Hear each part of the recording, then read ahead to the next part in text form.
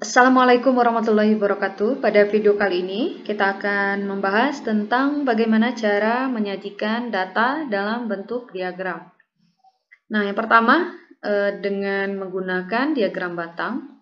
Diagram batang itu adalah penyajian data menggunakan batang-batang yang berbentuk persegi panjang dengan lebar yang sama. Nah, kita langsung lihat ya untuk contohnya.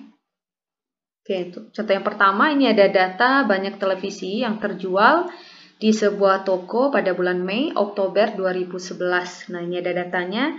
Bulan Mei, kalau kita lihat ya, banyak televisi yang terjual ada 10, Juni ada 15 buah televisi yang terjual, Juli 18 buah, Agustus 30 buah, September 25 buah, dan Oktober 20 buah. Nah, data yang disajikan dalam bentuk tabel ini, kita ingin membuatnya dalam bentuk diagram batang. Nah, jadi caranya, langkah pertama yang kita lakukan adalah buatlah koordinat kartesiusnya. Nah, ini ada koordinat kartesius, sumbu yang mendatar ya, sumbu yang mendatar ini adalah sumbu X-nya, dan sumbu yang tegak lurus dengan sumbu X ya, atau sumbu yang vertikal ini adalah sumbu Y-nya.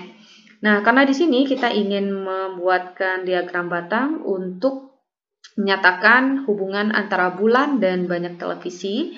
Jadi di sumbu X-nya kita ganti untuk menyatakan bulan ya. Kemudian untuk sumbu Y-nya menyatakan banyaknya televisi. Nah, seperti itu. Nah, sekarang kita tinggal gambarkan diagram batangnya. Katanya untuk Mei. Mei ini banyak televisinya ada 10. Nah, sebelumnya kita isi dulu ya untuk bulannya sesuai data Mei, Juni, Juli, Agustus, September, dan bulan Oktober. Kemudian banyak televisinya, kita lihat ya di sini kan banyaknya 10, 15, 18, 30, 25, 20. Jadi kita bisa gunakan skala saja, angka terkecilnya adalah 10 dan angka terbesarnya adalah 30. Jadi kita bisa gunakan skala 10 ya. Coba ya kita gunakan skala 10, 10, 20, dan 30. Nah, jadi skala 10, 10, 20, 30. Jarak 10 ke 20 ini harus sama ya. Harus sama dengan 20 ke 30. Nah, jaraknya harus sama. Oke, sekarang kita tinggal buatkan diagram batangnya. Pada bulan Mei itu banyak televisinya kan ada 10. Jadi kita tinggal gambarkan. Nah, seperti ini di 10-nya. Nah, gitu ya, bulan Mei kelihatan ya. Banyak televisinya ada 10. Di bulan Juni itu ada 15 ya. Bulan Juni itu ada 15. Oke, kita gambarkan. Kalau 15 berarti kalau ini 10, ini 20 kan berarti 15 di tengahnya ya. Berarti di sini. Jadi bulan Juli ada 15. Nah, seperti ini. Oke. Ingat ya, diagram batang kita buat harus memiliki lebar yang sama. Kemudian di bulan Juli ada 18. Nah, kita tulis lagi di bulan Juli kalau 18 artinya kalau ini 15, ini 20, berarti kan kalau 18 itu di bawah 20, di atas 15 ya. Berarti nah, kira-kira di sini ya 18 nih. Nah, gitu. Jadi bulan Juli terjual 18 televisi. Di bulan Agustus terjual 30. Nah, kita bisa langsung gambarkan 30 ya. Diagram batangnya. Kemudian di bulan September 25. 25 itu kalau ini 20, ini 30, berarti kan 25 di tengah ya di sini. Oke, kita gambarkan 25. Nah, di sini. Kemudian di bulan Oktober ada 20 banyak televisinya, 20, berarti dia di sini ya. Oke. Nah, ini adalah bentuk penyajian data dalam bentuk diagram batang. Nah, jadi awalnya disajikan dalam bentuk tabel, kemudian kita rubah menjadi bentuk diagram batangnya. Oke. Nah, ini adalah untuk contoh yang pertama. Sekarang kita lihat lagi untuk contoh yang kedua. Nah, untuk contoh yang kedua, perhatikan lagi ini ada data banyaknya sepatu dan sandal yang terjual di sebuah toko selama bulan Maret dan bulan Agustus 2020. Nah, ini ada datanya. Nah, ini kalau kita lihat bendanya sudah lebih dari satu ya, komponennya sudah lebih dari satu, yaitu ada sepatu dan ada sandal. Kalau tadi di contoh pertama itu hanya satu benda saja, yaitu televisi. Nah, bagaimana cara kita menyajikan data kalau bendanya sudah lebih dari satu? Dan kita ingin membuat data ini atau mengubah data ini menjadi atau ke dalam bentuk di diagram batang. Oke, caranya sama. Kita buat dulu koordinat kartesiusnya.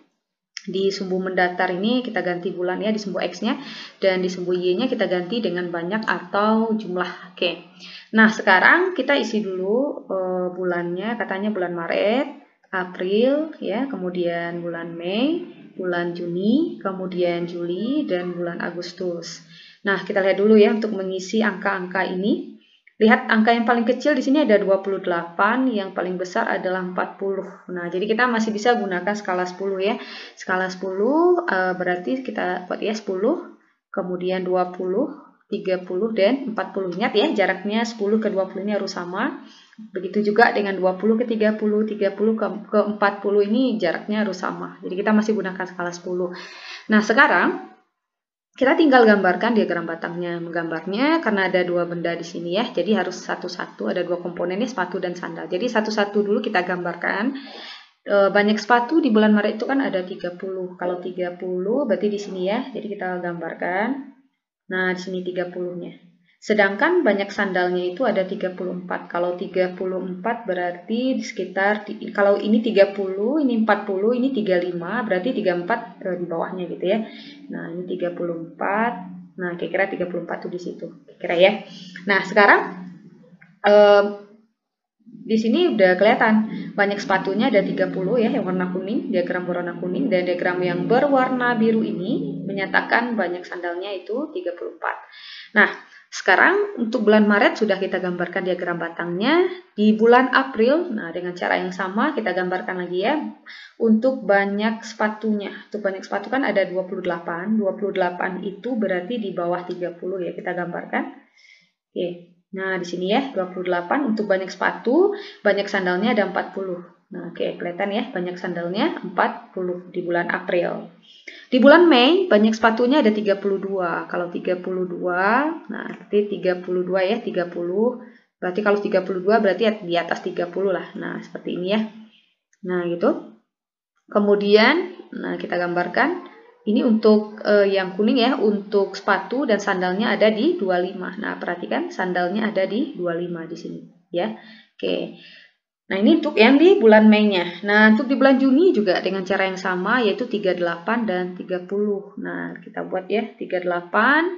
Nah, yang kuning ini menyatakan jumlah sepatunya 38, artinya 38 itu kan di bawah 40 ya. Kalau ini 40, tentu kan 38 di bawahnya, ya kan? Sedangkan banyak sandalnya 28. Nah, 28 berarti di bawah 30. Nah, kemudian 30 ya, di bulan Juni banyak sandalnya 30, berarti di 30. Nah, kelihatan ya yang biru ini di pas di 30. Nah, gitu. Kemudian kita lanjutkan ke bulan Juli. Bulan Juli itu ada 40. Nah, ini yang kuning ya menyatakan jumlah sepatu tadi ada 40 dan jumlah sandalnya ada di 28. Kalau 28 ya kira-kira di bawah 30 gitu ya. Oke, kemudian di Agustus ada 35. Nah, 35 tentu saja di sini ya, 35. Nah, di sini. Dan banyak sandalnya 30. Oke, banyak sandalnya ada di 30. Nah, ini adalah bentuk penyajian diagram batang ya, kalau seandainya bendanya sudah lebih dari 1. Kalaupun 3 ya berarti diagramnya nanti ada 3. Nah, untuk mempermudah orang membaca diagram batang kita, tentu saja kita harus memberikan keterangan ya. Jadi keterangannya kita kasih, kalau kuning itu menyatakan jumlah sepatunya, dan yang biru itu menyatakan jumlah sandalnya. Jadi kalau lebih bagus gambarnya bisa diarsir juga biar kelihatan bedanya ya. Jadi yang kuning kita kasih arsir kuning, yang biru kita kasih arsiran warna biru. Nah, jadi nanti akan kelihatan bagus ya diagram batangnya. Jadi untuk menyatakan atau mengubah gitu ya bentuk data dalam bentuk tabel ke dalam bentuk diagram batang ya, rasa saya sangat gampang sekali. Nah, sekarang untuk contoh 1 sudah, contoh 2 sudah ya. Sekarang kita coba, ini kan di diagram batang. Sekarang bagaimana untuk diagram garis? Karena selain dengan diagram batang, kita juga bisa gunakan diagram garis. Oke, kita lihat ya diagram garis. Nah, diagram garis itu data yang disajikan menggunakan garis atau grafik garis. Nah, kita lihat begini ada data. Banyaknya hasil panen jagung di suatu daerah pada tahun 2006-2011. Nah, ini ada datanya. Kita ingin menyajikan data ini dalam bentuk diagram garis. Langkahnya sama, buatlah diagram koordinat kartesiusnya. Ya, kita isi dulu tahunnya 2006, 2007, 2008, 2009, 2010. Nah, kemudian ini kita lihat ya angkanya ada 300, paling kecil 180. Kita masih bisa gunakan. Jadi kita bisa gunakan, kalau kita gunakan skala 10 kan terlalu jauh ya, 10, 20, 30 terlalu panjang nanti grafiknya. Kita bisa gunakan skala 100. Jadi kita mulai dari angka 100, kemudian 200 dan 300. Ingat ya, jaraknya harus sama. 100 ke 200, 200 ke 300, ini jaraknya harus sama. Sekarang kita tinggal gambarkan saja grafik garisnya. Di 2006 ada 300. Nah, tarik garis putus-putus ke 300. Nah, di sini. Kemudian kita plot titiknya. Nah, kita kasih titik ya di sini. Nah, ini artinya 2006 ada 300. Ini dalam hasil panen jagungnya dalam ton ya, 300 ton. Oke, kemudian 2007 ada 250. Oke, 250 berarti di tengah di sini. Kalau ini 200, ini 300, tentu kan di tengahnya 250 ya. Nah, kita plot lagi titiknya di sini. Nah, kita lanjutkan 2008 ada 260. Jadi kalau ini 250, tentu kan 260 di atasnya gitu ya, di atasnya. Di atasnya. Nah, gini, kita plot lagi titiknya. Kemudian kita lanjutkan 2009 ada 320. Kalau ini 300 berarti 320 ya di atasnya gitu ya. Nah, di sini. Kita plot lagi titiknya. Kita lanjutkan 2010 ada 180. Nah, kalau 180 ya di bawah 200 ya. Kira-kira di sini 180-nya kita plot lagi. Kemudian kita lanjutkan di 2011. 2011 itu ada di 300. Nah, seperti ini. Gitu ya. Nah, gitu. Atau bisa juga dituliskan di sini ya. Ini kan tadi 180, boleh kita tuliskan di sini 180 biar lebih jelas ya. Kemudian di 2007 tadi ada 250, kita tuliskan juga di sini 250 juga boleh. Di sini 2008 260, tuliskan lagi sini 260. Nah, oke, biar lebih biar pembacanya atau orang yang membaca diagram kita lebih paham ya. Nah, setelah kita dapatkan titik-titiknya tadi, kita tinggal hubungkan saja. Hubungkan titiknya. Titik pertama ke titik kedua, titik kedua ke tiga, tiga ke empat harus berurutan ya. Kemudian titik yang keempat ke titik kelima, titik yang kelima ke titik yang keenam. Nah, sehingga kita dapatkan bentuk diagram garisnya. Nah, kalau untuk diagram garis gampang ya. Nah, biasanya diagram garis inilah yang paling banyak digunakan gitu ya orang untuk menyajikan sebuah data. Nah, termasuk juga diagram batang juga banyak digunakan. Oke, yang berikutnya adalah diagram lingkaran. Diagram lingkaran itu adalah diagram yang menyajikan datanya menggunakan gambar berbentuk daerah lingkaran yang dibagi menjadi beberapa sektor ya, atau beberapa bagian. Nah, kita lihat untuk contohnya di sini ada data tentang banyaknya peserta yang mengikuti kegiatan ekstrakurikuler. Nah, ada tari, karawitan, sepak bola, basket, paduan suara. Ini ada jumlah peserta yang mengikuti untuk masing-masing kegiatan tersebut. Nah, kita ingin membuatkan data ini ke dalam bentuk diagram lingkaran. Nah, jadi caranya adalah, katanya buatlah diagram lingkaran data di samping ya. Oke. Yang pertama kita lakukan itu adalah kita harus menghitung persennya dulu. Menghitung persen dan menghitung besar sudutnya nanti untuk masing-masing kegiatan ini. Nah, ini kan sudah saya isi ya. Nah, dari mana datangnya 10%, 15%, 30%, 20%, 25%. Oke, perhatikan. Kita harus cari satu-satu dulu untuk tari dulu. Oke, untuk tari kita cari dulu ya. Jadi untuk menentukan persen, kita cari persen dulu. Untuk menentukan persen ini, caranya adalah banyak pesertanya, karena banyak peserta sini adalah 20 ya untuk tari, kita bagi dengan jumlah peserta seluruhnya. Nah, ini jumlah peserta seluruhnya ada 200 orang, kita bagi dengan 200, kita kalikan dengan 100%. Nah, ingat ya, jumlah yang mengikuti kegiatan tersebut, kita bagi dengan jumlah seluruh peserta yang mengikuti kegiatan, kita kalikan dengan 100% untuk menentukan persen masing-masing kegiatan tadi ya. Persentase, maksudnya menghitung persentase yang mengikuti tari dari 200 orang tadi. Oke, akan sama dengan, nah ini tinggal kita bagi saja. 20, ini kita bagi dengan 200, itu kita dapatkan 0,1. Kemudian kita kalikan dengan 100%. 0,1 kali 100 itu adalah 10. Jadi dapatnya adalah 10%. Jadi tinggal kalikan saja 0,1 kali 100, dapatnya 10 ya. Tinggal tambahkan persen ya, 10%. Makanya di sini kita dapatkan untuk tari itu adalah 10% ya. Nah, begitu juga untuk karawitan. Karawitan caranya sama.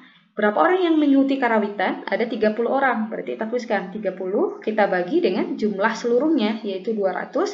Sama ya dengan cara yang di atas tadi kita kalikan dengan 100%. Hasilnya akan sama dengan, nah ini tinggal dibagi saja, 30 kita bagi 200, hasilnya adalah 0,15, kita kalikan dengan 100%. 0,15 kita kalikan dengan 100, nah ini kita kalikan ya, 0,15 kita kali 100, kita dapatkan 15%. Nah, begitu juga untuk yang sepak bola. Kita cari ya, sepak bola. Jumlah yang mengikuti sepak bola ada 60. Kita bagi dengan jumlah seluruh peserta, kita kalikan dengan 100%. Nah, ini tinggal kita bagi, 60 kita bagi 200, itu hasilnya adalah 0,3 ya. 0,3 kita kalikan dengan 100%, kita dapatkan 30%. Nah, makanya sini saya tuliskan 30% ya dari hasil perhitungan. Nah, untuk basket dan paduan suara juga caranya sama ya, caranya sama. Nah, kalian bisa coba-coba ya, cari. Untuk basket nanti ketemunya 20% dan paduan suara ketemunya adalah 25% dengan cara yang sama. Nah, setelah kita dapatkan persennya, kemudian kita cari untuk sudutnya lagi. Untuk sudutnya, ya, sudut sektor untuk yang tari dulu. Nah, untuk yang tari, caranya itu adalah persentasenya. Untuk tari tadi kita dapatkan persentasenya 10% ya. Nah, persentasenya itu kita kalikan dengan 360 derajat. Nah, ini rumusnya ya. 3 kalikan dengan 360 derajat. Jadi jumlah persentasenya tadi kalikan dengan 360 derajat. 10% itu artinya adalah 10 per 100.